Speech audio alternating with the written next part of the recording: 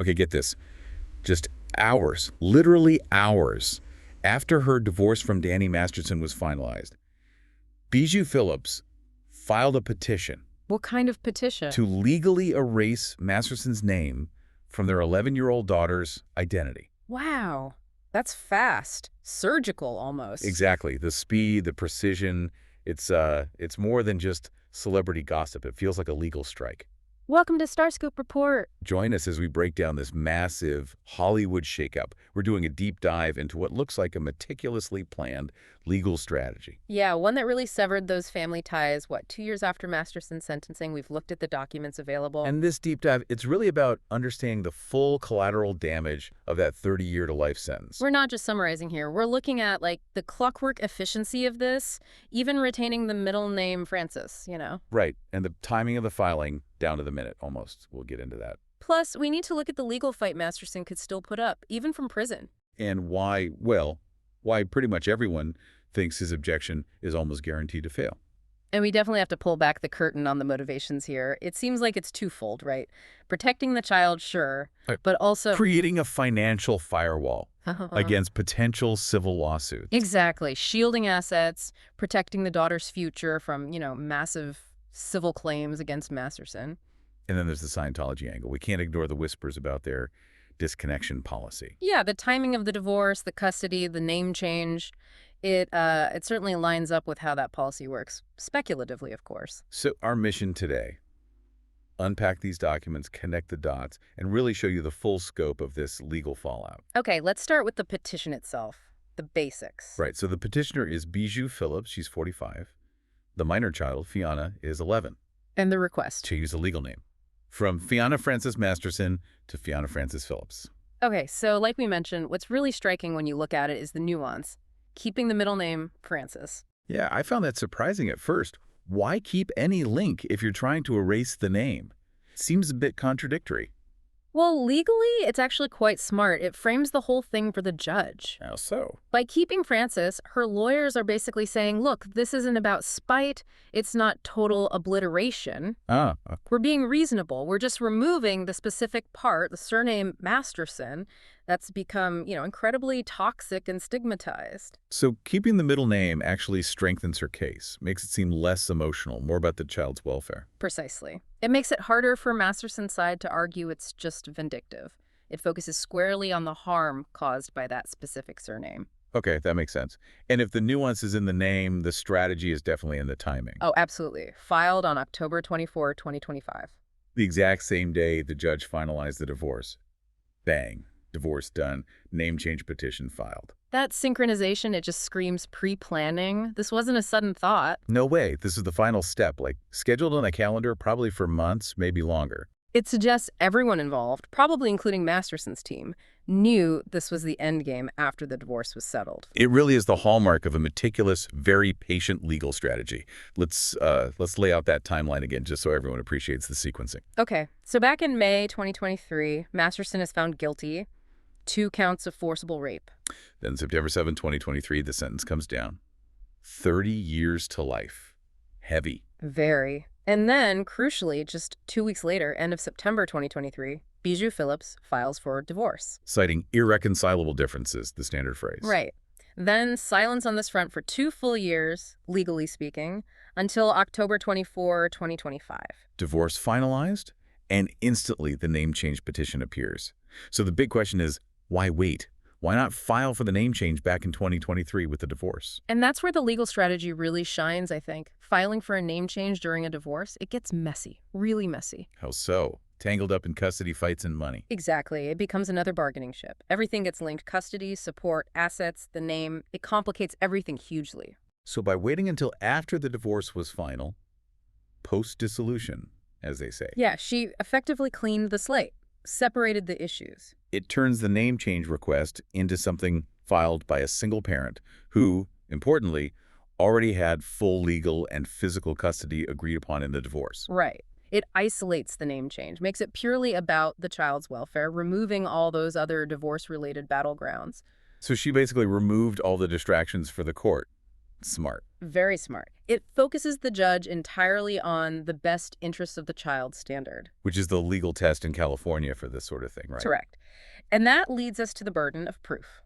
Phillips has to show that keeping the Masterson name is actually harmful. Subjecting Fianna to, what was the phrase?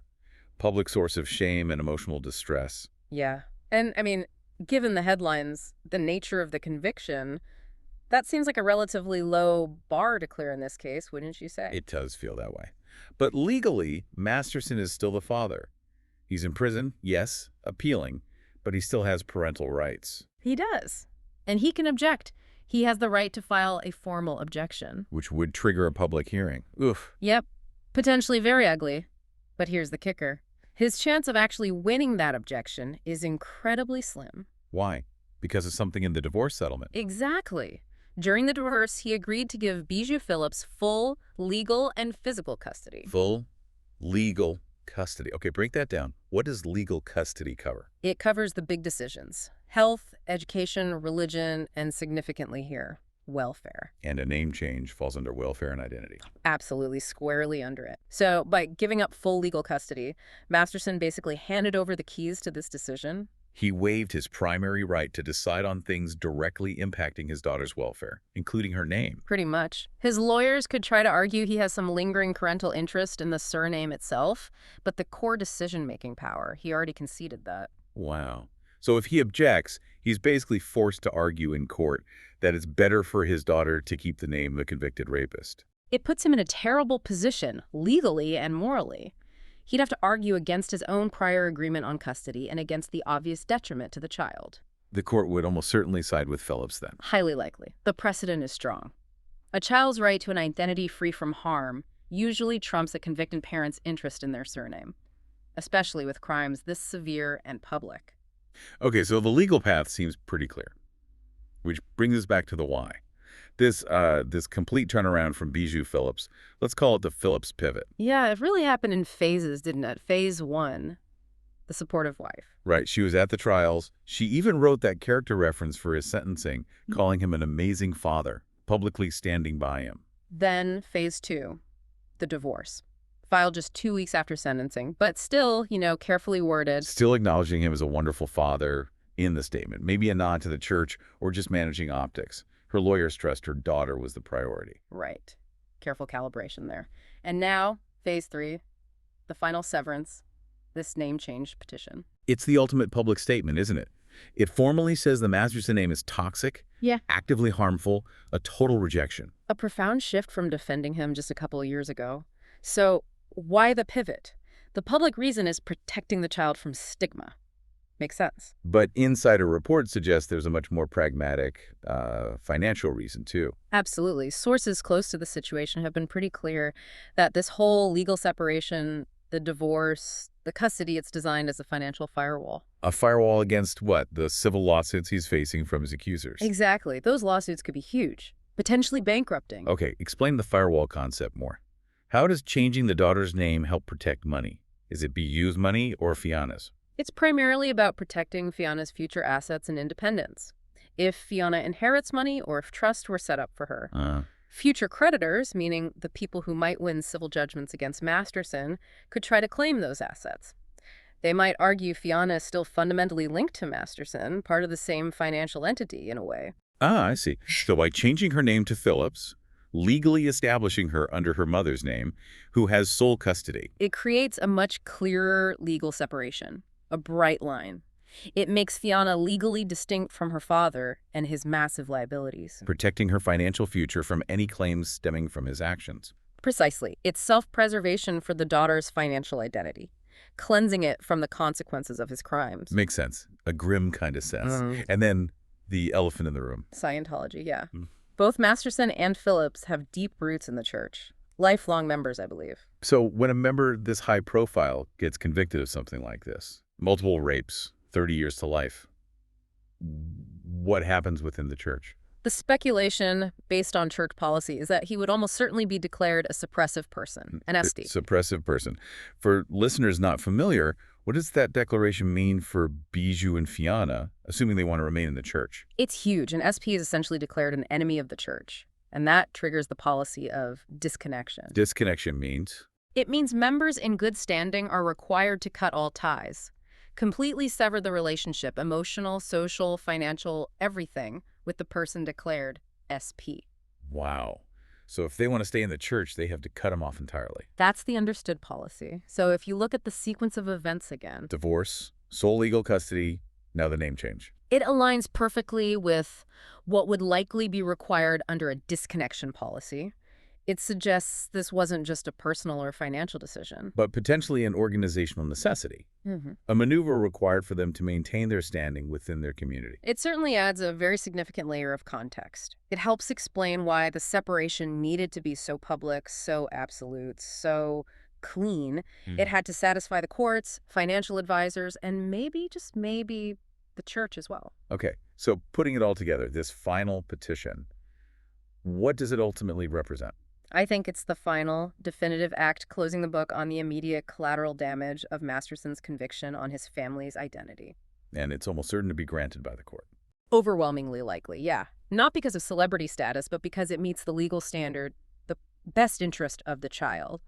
And Masterson's ability to fight it is severely weakened by his own past agreements and his incarceration. It's the legal stamp on erasing a paternal identity that's become toxic on, well, every level. Social, legal, financial, and perhaps even organizational. Exactly. The consequences just ripple outwards, forcing this kind of drastic legal action. It really makes you think.